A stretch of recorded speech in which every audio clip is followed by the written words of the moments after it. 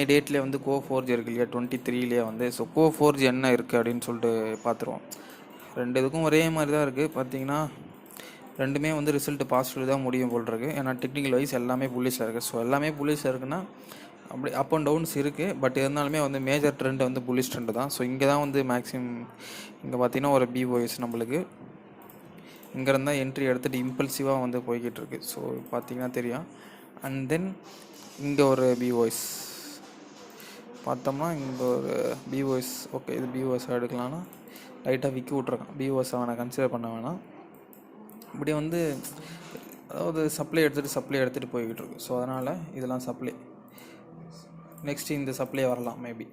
So கரெக்டாக உங்களுக்கு தெரிஞ்சிருக்கும். ஸோ இங்கேருந்து